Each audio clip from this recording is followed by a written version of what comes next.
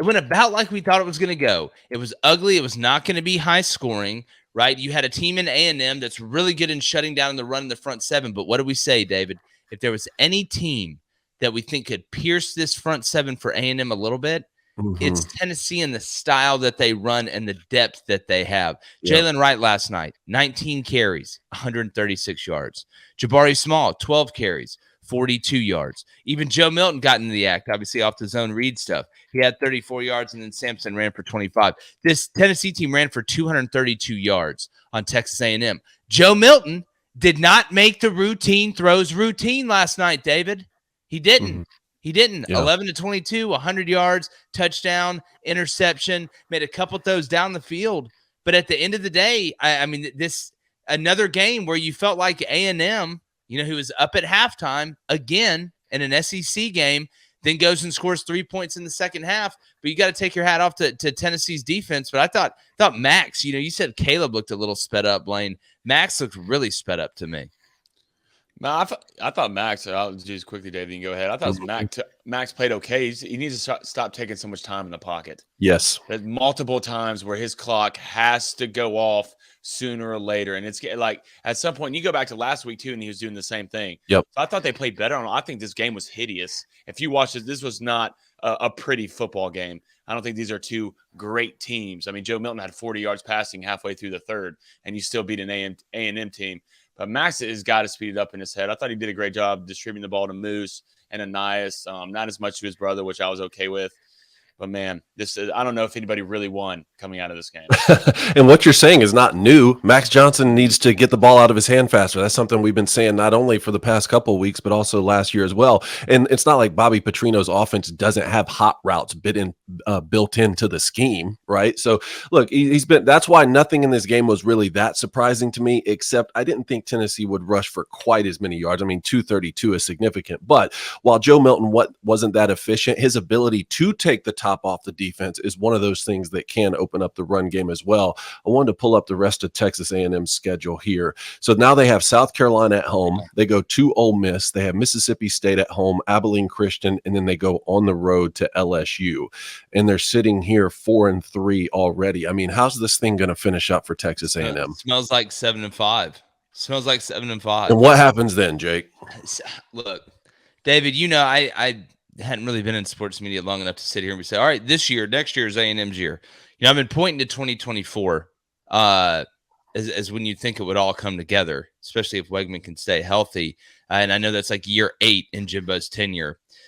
But at this point, I mean, do you feel like you almost have to make a change if you're someone in charge at A&M just because you are watching the same movie over and over again over a long period of time, and nothing seems to get it. You're not changing the way you lose.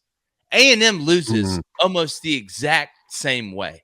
If it was something where you were just catching some horrible breaks, like a lot, right? Or if it was something where you just lost a shootout where the offense looked elite, but you couldn't stop anybody, or they're losing in the exact same ways. Every game is ugly. Everything is a struggle. It just, at some point, do you have to change something because it is the exact same movie?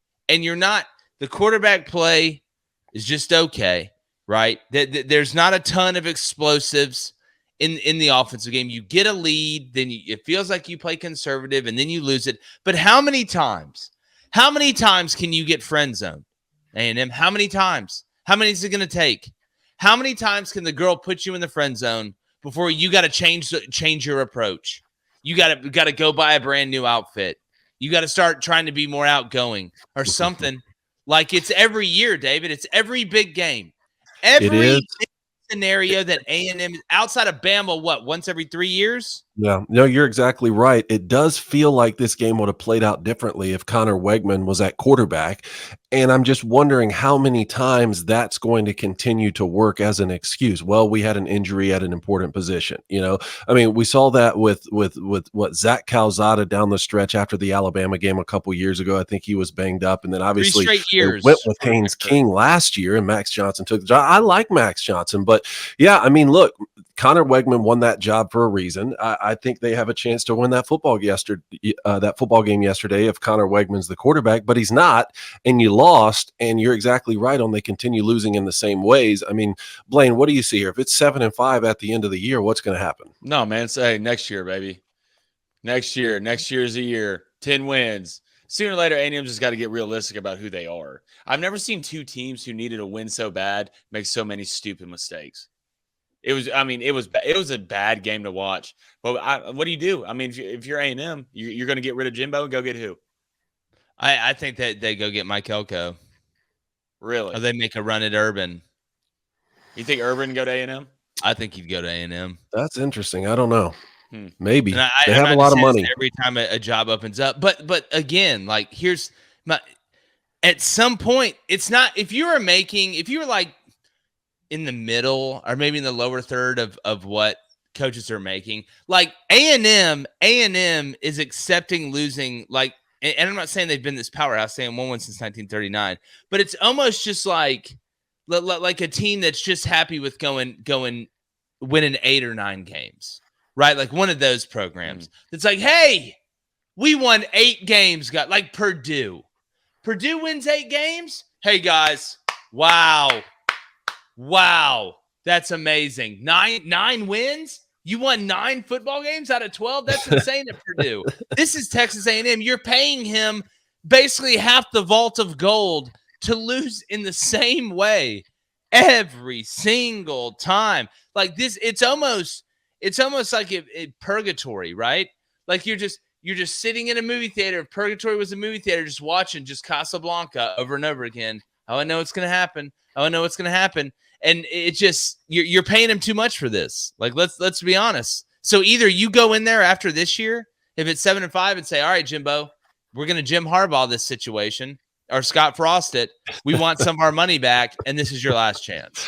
Casablanca is a classic, by the way, so we'll have no Casablanca slander. Well, I'm just saying I've never seen him before. So